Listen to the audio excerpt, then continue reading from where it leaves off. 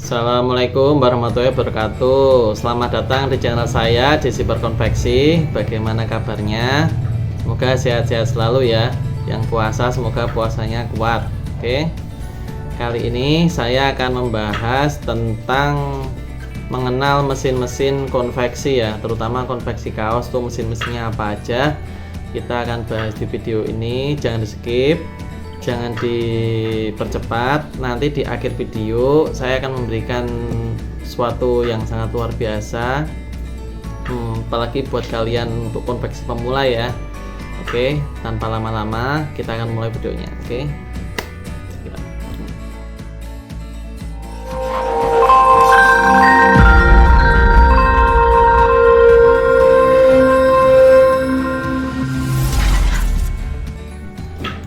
Untuk memproduksi suatu kaos atau mungkin untuk standar konveksi rumahan ya, itu kita butuh suatu mesin. Dari proses produksi sampai finishing tuh kita butuh mesin apa aja. Kalau misalnya untuk standar gitu ya, anggap aja ini kita bagi menjadi pertama belanja, kemudian kedua menjadi produksi, ketiga menjadi sablon, keempat itu finishing. Berarti kita bagi menjadi 4 tahap. Nah, tiap tahap tuh nanti kita butuhnya mesin apa aja. Kita langsung aja yang pertama. Dari belanja sendiri itu apa sih? Belanja itu adalah kita kulaan kain, bisa dikatakan belanja kain ya. Kalau misal kita dapat order terus kita mau belanja, itu butuh mesin panda gitu loh. Kalau saya pribadi, saya kan menerapkan sistem santai itu gimana? Saya tapi kalian kalau mau belanja santai seperti saya harus kenal jenis kain dulu ya. Kalau misal udah kenal jenis kain enak, kayak misal WA toko mau belanja A, B, C, kain ini sekian, nanti toko siapin, nanti yang ambil kurir. Itu kalau saya, jadi saya standby di rumah saja, itu nanti diambil kurir, nanti kurir yang kirim ke rumah saya gitu kainnya, nanti pembayaran tinggal transfer selesai. Tapi kalau kalian masih belum mengenal jenis-jenis kain, tuh saya sarankan untuk main dulu, sering-sering ke toko kain, mengenal jenis-jenisnya gimana, teksturnya gimana, biar Anda bersahabat dulu dengan kainnya. Kain toko ini gimana, yang bagus gimana, yang kurang gimana. Tuh kalian harus pelajari dulu. Kalau misalnya kalian sudah paham plus minusnya tiap toko, baru kalian boleh menggunakan jasa kurir. Kalau untuk proses tahapan ini kita tidak menggunakan mesin ya, semua masih menggunakan mesin handphone. Kalau Anda mungkin masih pakai pengamatan dulu ke toko-toko. Tuh berarti untuk tahap pertama kita tidak pakai mesin. Oke. Untuk yang tahapan kedua, produksi itu apa? Produksi itu adalah proses cutting kain, kemudian lanjut ke proses jahit. Itu adalah proses produksi ya. Nah, kita bagi lagi proses cutting itu proses pemotongan kaos tuh kita butuh apa aja mesinnya. Nah, untuk produksi kaos atau untuk skala konveksi rumahan itu kita butuh yang namanya gunting. Itu hal yang paling simpel ya. Gunting itu paling kisaran harga mungkin kisaran 50.000.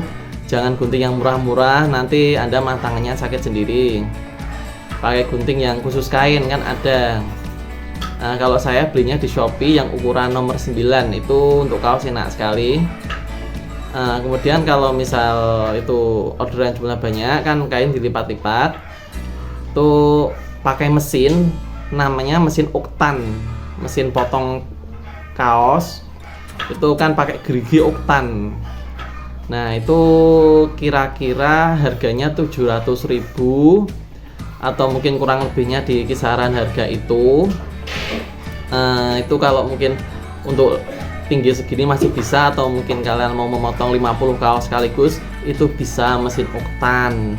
Saya sarankan itu mesin itu untuk tinggi-tinggi pemotongan segini masih bisa lah. Itu recommended banget. Terus kalau misal kalian dapat orderan yang banyak sekali, alhamdulillah, itu ada mesin potong yang lebih gede lagi. Itu nanti pisaunya kan naik turun, itu mesinnya gede banget.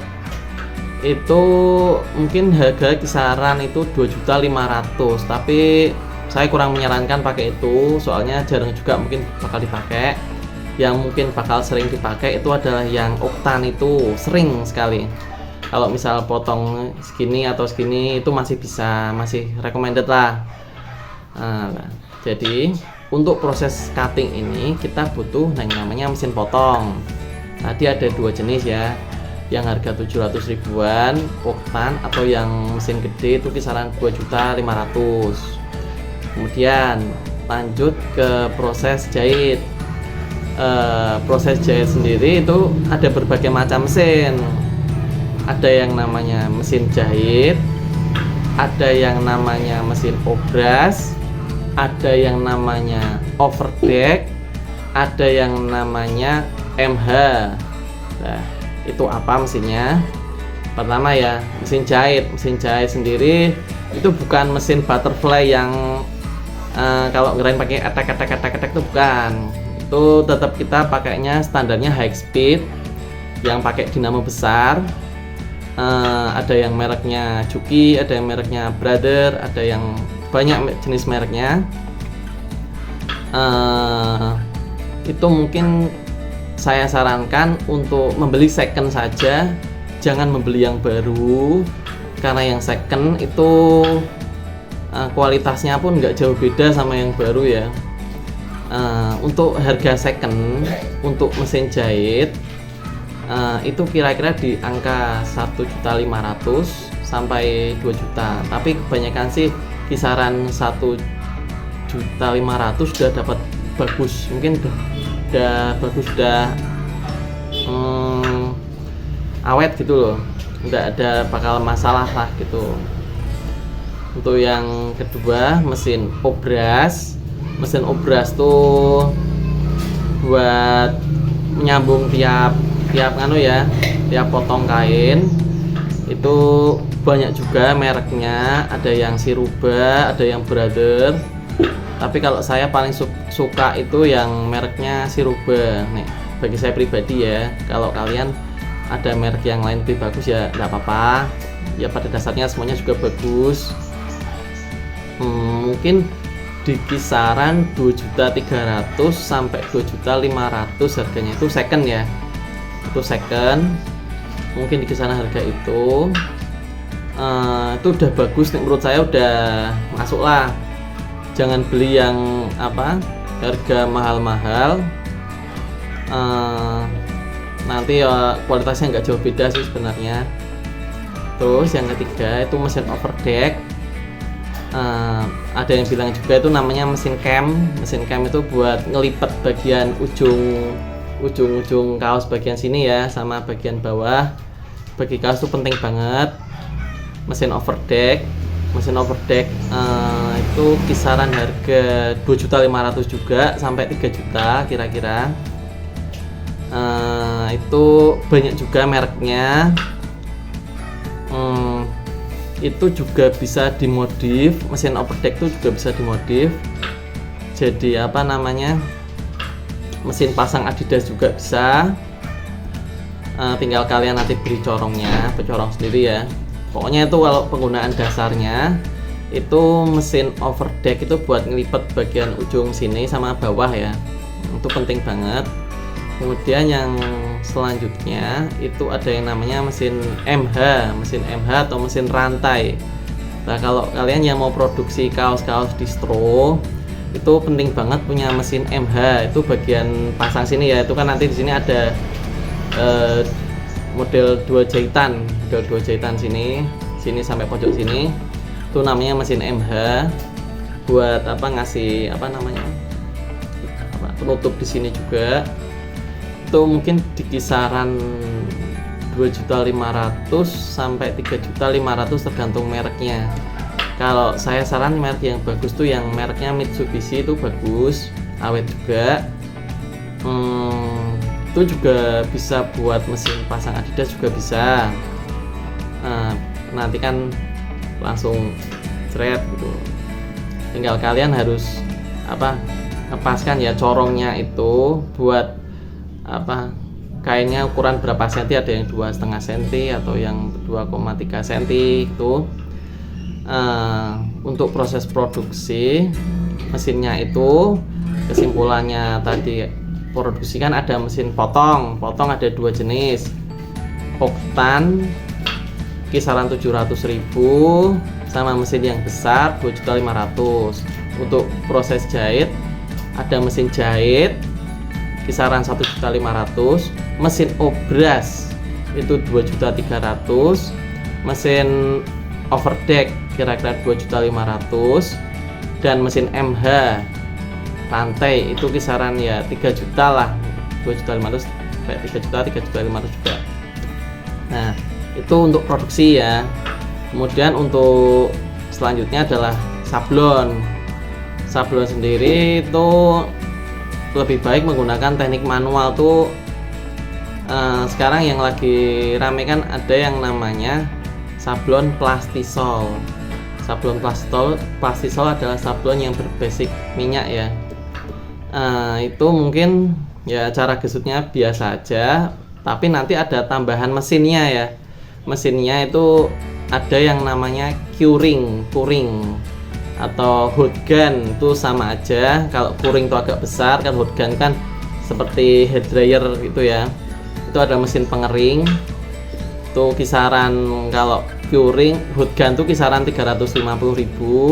Kalau curing tuh itu bermacam-macam tergantung mereknya. Kalau dulu saya beli itu 900.000.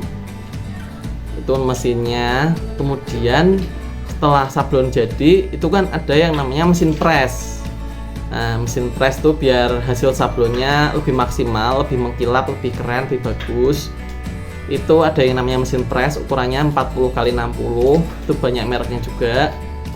Itu saya dulu beli di kisaran 1.500.000 itu second ya. Second, saya dulu beli second. Nah, kemudian lanjut di finishing. Finishing itu adalah mungkin tinggal packing aja atau checking itu kita nggak menggunakan mesin ya. Nah, kurang lebih itu dari belanja, dari produksi, sablon, terus finishing itu adalah mesin-mesin tadi udah saya jelaskan. Tapi saya nggak mengharuskan kalian untuk membeli semua ini. Kalian nggak harus beli. Kenapa? Karena untuk konveksi pemula atau mungkin yang lagi mau belajar konveksi itu saya nggak mengharuskan kalian untuk membeli ya. Nggak usah beli, jangan beli. Karena apa? Mungkin kalian udah terlanjur beli, malah nanti orderannya yang mungkin menurun, atau mungkin kalian udah terlanjur pinjem kemana-mana buat beli mesin, terus nggak ada orderan kan pusing ya. Maka dari itu untuk konveksi pemula saya sarankan jangan beli semua mesin itu. Nah, terus gimana? Nah, seperti yang pernah saya ucapkan dahulu, untuk konveksi pemula itu alangkah baiknya kita tuh belajar dulu mencari pesanan ya. Kita belajar dulu mencari pesanan, bagaimana cara mencari pesanan agar konsisten dapat pesanan tuh gimana. Nah, kalau misal suatu saat kalian udah mungkin pesanan kalian udah banyak, udah menumpuk, udah misalnya udah ditaruh di konveksi mitra tuh udah mungkin kewalahan lah, barulah kalian cicil beli mesin satu per satu gitu. Kalian nggak harus beli semuanya sekaligus, nggak perlu. Jangan eman-eman uangnya, lebih baik buat muter-muter sang yang lain, buat apa namanya fokus. Karena kita kan di sini semboyannya kan menciptakan suatu pekerjaan tapi dengan tanpa modal, seperti yang kita ucapkan dulu ya. Nah, kalian sekarang tugasnya adalah mencari konveksi mitra yang terpercaya, yang sekiranya itu ratingnya bagus lah, ratingnya bagus. Kalau kalian dapat pesanan itu nanti kalian mungkin kolaborasi, bukan kolaborasi apa ya, kata-kata gampangnya itu kerjasama dengan mereka. Kalau misal saya dapat orderan segini itu jadinya berapa hari atau berapa lama, itu mungkin karena harus kerjasama dengan baik dengan mereka. Toh misal itu kan juga belajar ya, itu juga belajar juga. Semakin banyak belajar semakin bagus. Yang penting sekarang itu adalah fokus mencari pesanan agar konsisten dapat order gitu. Nah, kalau mungkin dapat untung dikit ditabung, kalian beli ini, tabung lagi, kalian beli ini lah. Nanti kan tiba-tiba udah lengkap mesin gitu. Kalau misal kalian tiba-tiba beli, wah kacau, nanti kalian malah buyar. Seperti itu. Mungkin itu yang bisa saya share untuk video kali ini. Kalau kalian ada pertanyaan silahkan tulis di komen. Pada dasarnya kita semua sama-sama belajar ya. Ini saya cuma berbagi pengalaman saya pribadi. Semoga bermanfaat. Sampai jumpa di video selanjutnya. Oke, dadah.